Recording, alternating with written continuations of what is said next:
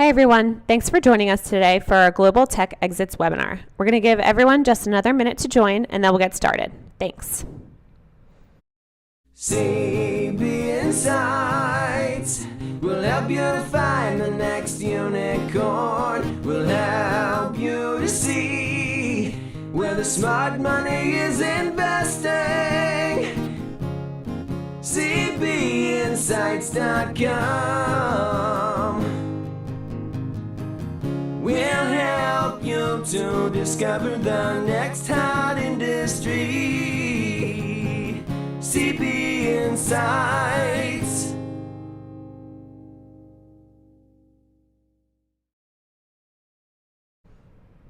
Okay everyone, thanks for waiting. My name is Riley and I'll be walking you through a few housekeeping items before turning it over to Ben for the presentation.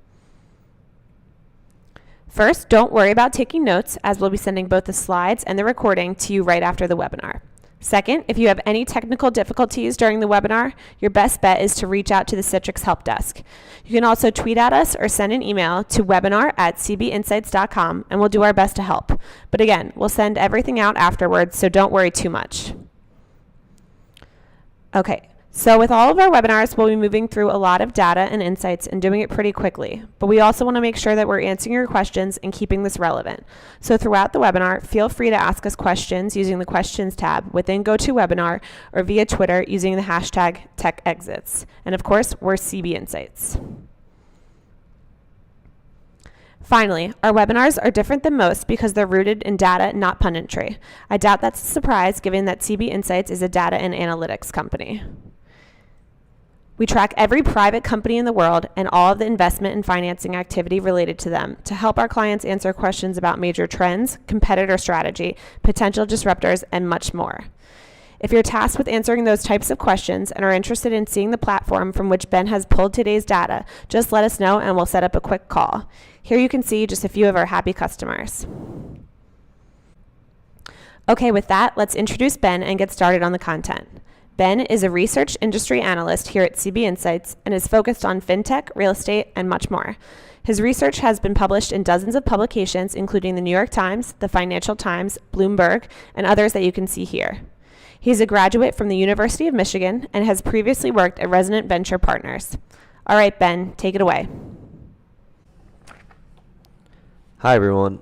Thanks, Riley, and thank you, everyone, for joining. Just to outline the agenda and what we're going to cover today in the webinar.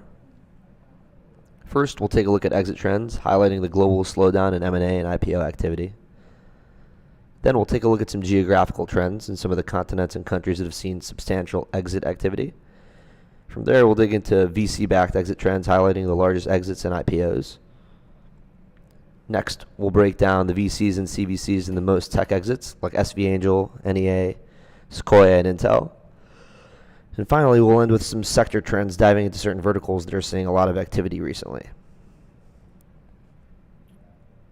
So let's get started. Let's begin by taking a look at some global trends. There were more than 1,590 exits in the first half of 2016, a 17% decrease compared to the same period in 2015. And while this year's second quarter was up over Q1, we still see that number significantly lower than last year's Q2.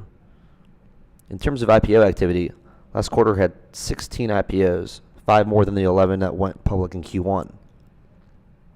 Some of the notable IPOs include USV-backed Twilio and Verizon Ventures-backed NatHealth. In terms of tech exit by valuation, we see that more than 50% of tech companies exit less than $50 million, and 26% exit between $50 million and $200 million based off disclosed valuations. Meanwhile, 4% of tech companies exit for $1 billion, and that number includes companies like Sitecore, which was bought by EQT Partners, Cruise, which was bought by GM, and Jasper Technologies, which was bought by Cisco.